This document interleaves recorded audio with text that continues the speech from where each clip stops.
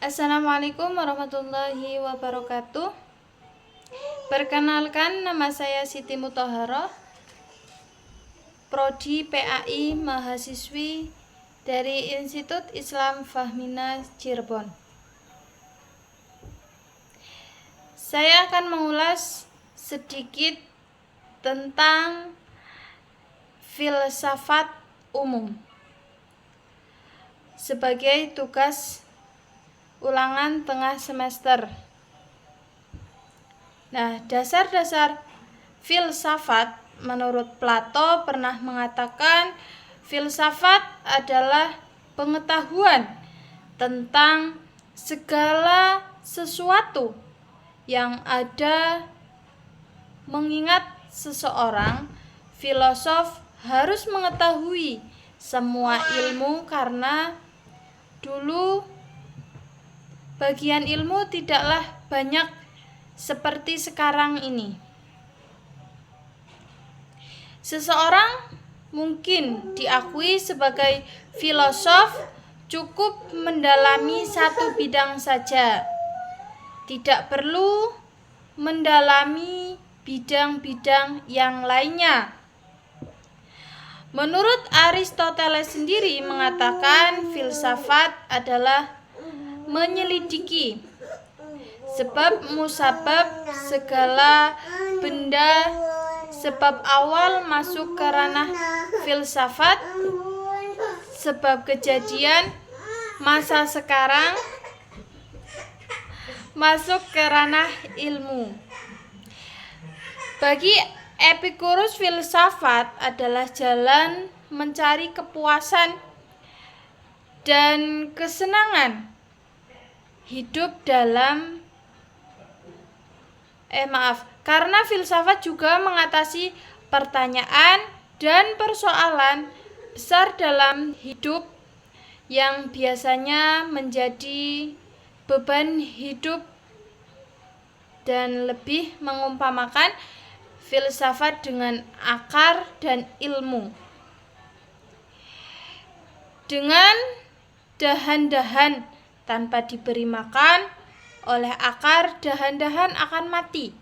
Ketika ilmu sudah membahas tentang istilah dan pengertian yang muncul dalam ranah masing-masing, itu sebenarnya sudah masuk dalam ranah filsafat.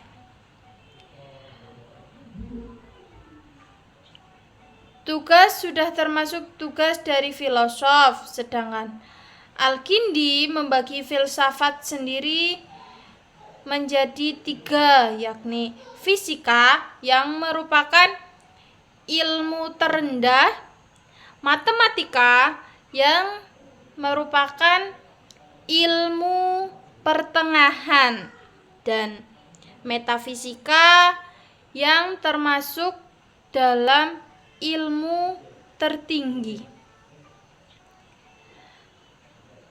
Al-Kindi juga membagi kepada filsafat teoristis seperti matematika dan filsafat praktis seperti etika dan politik. Fisika yang berada pada indrawi mengkaji kosmos atau alam, matematika dan logika yang berada dalam ranah mental atau konseptual, membentuk hukum dari realitas fisika dan metafisika. Dan metafisika berada dalam ranah yang tidak terjangkau indera, tetapi hukumnya mampu dirumuskan oleh rasio, atau ketika Plato ditanya oleh seseorang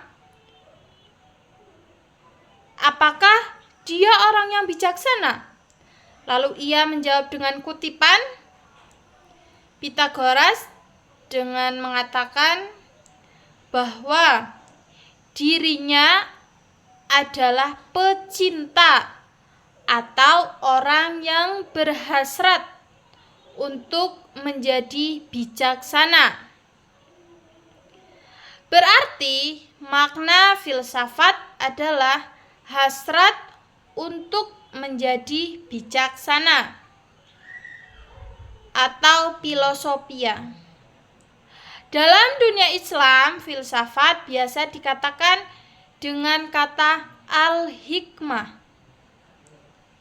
Filosof sendiri mencari kebenaran, tidak lain kecuali untuk filsafat itu sendiri. Mereka tidak menerima apapun yang dianggap mapan. Mereka terus memikirkan pemikiran apapun. Contoh hewan berpikir adalah manusia. Manusia berpikir adalah filosof. Tetapi tidak semua tindakan berpikir disebut berfilsafat. Setelah masuk dalam pikiran, maka pikiran tidak akan membiarkan berdiri sendiri. Sebagian sesuatu yang pasif, sehingga pikiran membentuk prediksi terhadap suatu konsep. Contoh, batu. Sebagian batu di luar adalah sifatnya utuh, tetapi ketika batu menjadi sebuah konsep, menjadi prediksi, setiap batu seperti batu cantik, batu ada, dan sebagainya. Selain dengan keraguan dan keheranan berfilsafat, juga dimulai dengan ketakjuban. Semangat filosof sama seperti anak-anak yang berhasrat mendapatkan sebuah jawaban. Sebab itu mereka selalu bertanya. Bedanya ya, anak-anak menanyakan kepada orang tuanya. Nah, sedangkan filosof itu menanyakan pada dirinya sendiri. Filsafat juga disebutkan sebagai bagian dari kebudayaan, karena para filosof adalah manusia yang mustahil lepas secara mutlak dengan lingkungannya.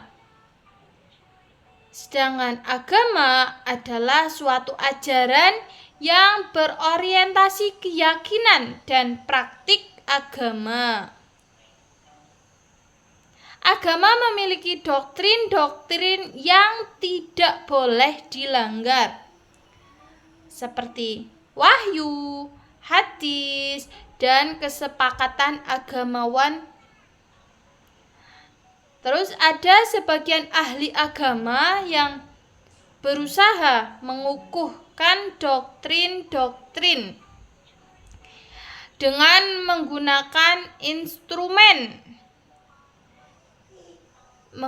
instrumen yang utama filsafat, yaitu logika. Mereka disebut sebagai teolog dan mutakalimin. Sebenarnya filsafat sangat berbeda dengan agama.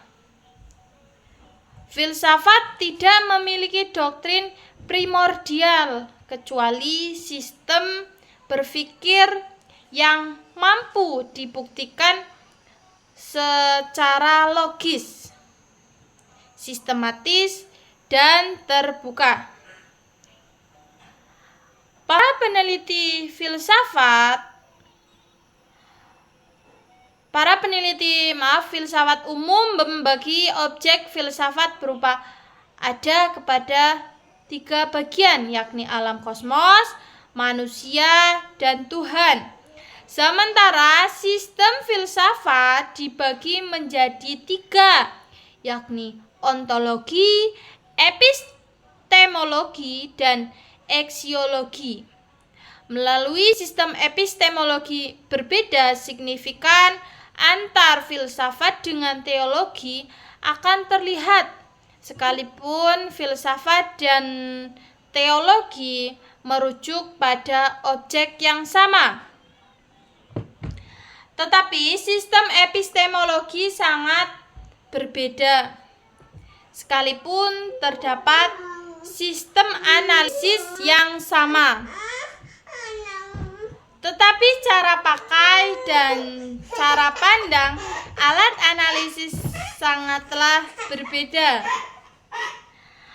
Adapun perbedaan yang sangat ekstrim adalah filsafat tidak memiliki pondasi primordial dalam kajian sehingga menjadi objek kajian yang sangat objektif dan terbuka. Sementara teologi menjadikan objek kajian sebagai sesuatu yang absolut dan inklusif, sehingga malah objek kajian menjadi terpleset menjadi epistemologi sendiri, bukan ontologi metafisika lagi. Aktivitas teolog justru untuk meneguhkan doktrin sekalipun melalui pendekatan rasional. Filsafat juga dapat mengkaji sains, budaya, agama, atau apapun selama objek kajiannya dapat dianggap ada. Belakangan ini semakin banyak segmen sains yang berkembang. Setiap segmen itu dapat dijadikan objek filsafat, seperti filsafat administrasi, filsafat komunikasi, filsafat antropologi, dan lainnya. Demikianlah sedikit paparan dari saya dalam mencari ilmu di Institut Fahmina Cirebon ini. Apabila banyak tutur kata saya yang kurang berkenan, saya mohon maaf. Wallahu minkum. Wassalamualaikum warahmatullahi wabarakatuh. Tetap semangat dalam mencari ilmu.